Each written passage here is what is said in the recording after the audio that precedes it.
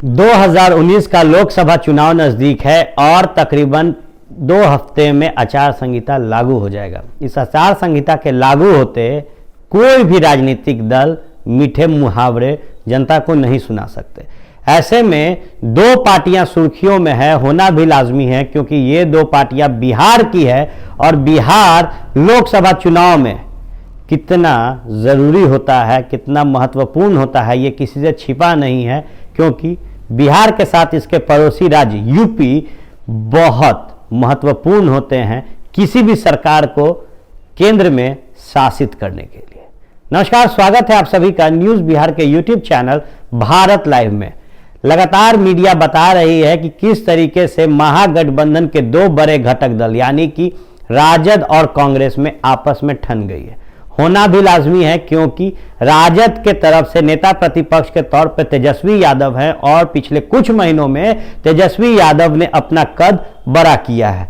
ऐसे में कांग्रेस जो कि 3 राज्यों में बीजेपी को पटकनी देके आगे बढ़ रही है, वो भी बीजेपी के वो 3 राज्य थे जिसे बीजेपी का सबसे मजबूत गढ़ माना जाता था, जिसके बाद कहीं ना कहीं कांग्रेस का भी कॉन्फिडेंस लेवल हाई हुआ और हर जगह जहां कांग्रेस गठबंधन कर रही थी, उस हर गठबंधन में अब कांग्रेस खुद को मजबूती से पेश कर रही है।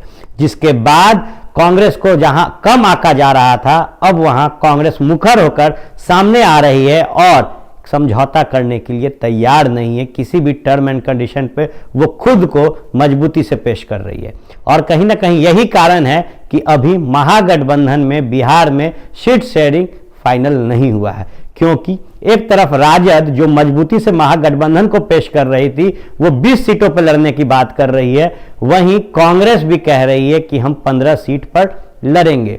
वहीं सूत्रों की माने तो कांग्रेस 12 सीटों से कम पे मानने वाली नहीं है। ऐसे में जब भी कोई कांग्रेस नेता कैमरा के सामने आ रहे हैं, मीडिया से रूबरू हो रहे हैं, या फिर राजद के कोई नेता कैमरा के सामने आ रहे हैं, मीडिया से रूबरू हो रहे हैं, तो पहला प्रश्न यही हो रहा है कि आपकी सीट शेयरिंग कब होगी। ऐसे में कांग्रेस के दिग्गज नेता यानी कि अखिलेश सिंह जब मुजफ्फरपुर में एक सभा को संबोधित कर रहे थे, तो वहां भी मीडिया ने उनसे यह सवाल पूछा कि सीट शेयरिंग कब होगा, जिसका उन्होंने खंडन तो किया, लेकिन बड़े सरलता से एक बात कही है कि जन आकांक्षा रैली जो कि पटना में होने वाला है गांधी मैदान में 3 फरवरी को, उसके बाद सीट शेयरिंग हो जाएगा। आपको बता दें कि कांग्रेस अपने आप को मजबूती से बिहार में पेश कर रही है और यही कारण है कि जितने भी बाहुबली नेता है उन्हें कांग्रेस अपने तरफ खींच रही है।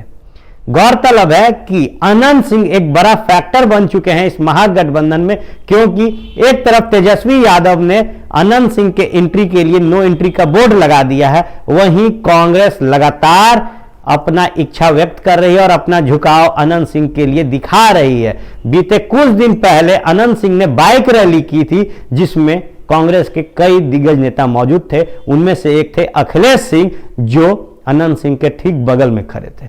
वहीं बीते 18 जनवरी को कांग्रेस के बैनर तले अनंत सिंह ने एक और रैली की थी, कहे तो शक्ति प्रदर्शन किया था।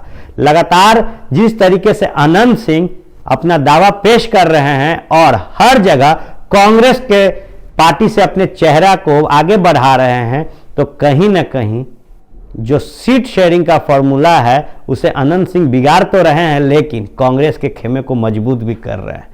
और यही कारण है कि कांग्रेस हर जगह हर बाहुबली को उतारना चाह रही है ताकि उनकी जीत सुनिश्चित हो सके। खैर, अखिलेश सिंह एक दिग्गज नेता हैं, बहुत पुराने नेता हैं कांग्रेस के, और जब उन्होंने सीट शेयरिंग पर अपनी बात रखी है तो जाहिर है कि जन आकांक्षा रैली जो 3 फरवरी को होगा, उसके बाद जल्द ही आप तक हम सीट शेयरिंग के उस फॉर्मूले को पहुंचाएंगे जो कांग्रेस और महागठबंधन में साझा किया जाएगा। आप जुड़े रहे भारत लाइव टीवी के इस यूट्यूब चैनल से। हम आपको पल पल अपडेट्स देते रहेंगे और जोड़े रखेंगे भारत के साथ, बिहार की राजनीति से।